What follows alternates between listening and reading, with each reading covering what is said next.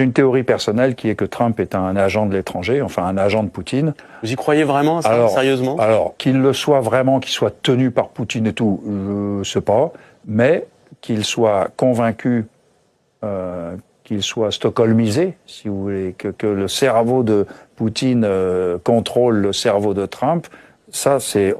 Il a été travaillé par les services secrets russes pour vous? Pas forcément, ils ont joué sur son ego.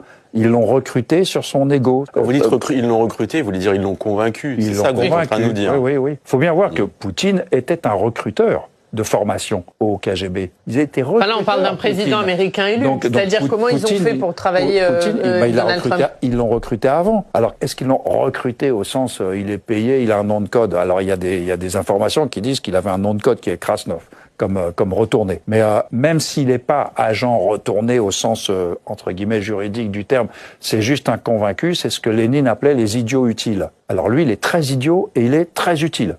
C'est le summum de l'idiot utile, Trump, à l'heure actuelle. S'il agit comme ça, par conviction personnelle, c'est merveilleux. Le Kremlin dirige Washington aujourd'hui. Bon, les amis, donc ça, pour ceux qui ne le connaissent pas encore, c'est le général Michel Yakovlev, donc c'est un général deuxième section. Ça fait plusieurs fois que je le vois passer, ça fait des mois et des mois, voire maintenant des années, que je l'entends sortir mais des trucs mais complètement invraisemblables, hallucinants.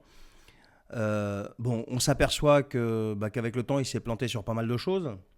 Peut-être pas sur tout, mais il s'est planté sur pas mal de choses.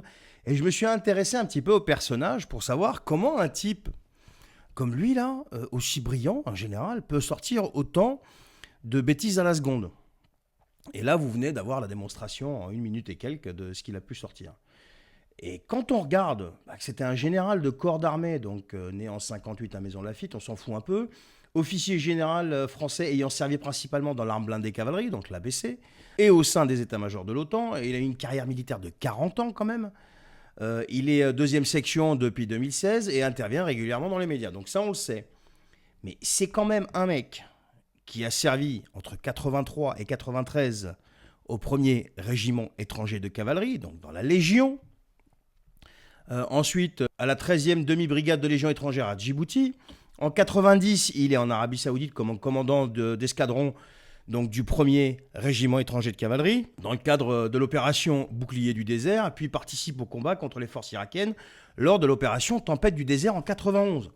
Donc c'est pas n'importe qui, puis ça continue comme ça, bon, collège interarmes, 2006 à 2007, il est chef du bureau politique européen de sécurité, en 2008, il est promu général de brigade, il prend le commandement de la 7e brigade blindée de Besançon, il est déployé au Kosovo, etc. Donc tu t'aperçois quand même que c'est pas un teubé le type, c'est quand même un type qui est brillant à l'origine. Mais comment ça se fait aujourd'hui qu'il sort autant de bêtises, quoi? Alors la question est, et j'aimerais lui poser, mais mon général, mais qu'est-ce qui s'est passé? Qu'est-ce qui vous est arrivé là-haut? C'est une question légitime qu'on se pose. Vous vous plantez surtout depuis le début et maintenant vous basculez dans des délires mais complètement invraisemblables. Qu'est-ce qui s'est passé, mon général? Et le pire, c'est que si vous y étiez tout seul encore, il y a aussi Goya de l'autre côté. Alors lui, il est magistral aussi. Qu'est-ce qui s'est passé dans la tête de ces gens? Je sais pas, vous vous posez pas ces questions-là, sérieux? Enfin, je sais pas, moi, c'est le premier truc qui me vient à l'esprit. Je vais fouiner, je vais regarder qui c'est ce mec-là. Je m'aperçois que c'est un type quand même relativement brillant. Et là, ça fait depuis que la guerre a commencé en Ukraine, on entend connerie sur connerie. Donc, qu'est-ce qui s'est passé dans son esprit? J'en sais rien, dites-le moi en commentaire.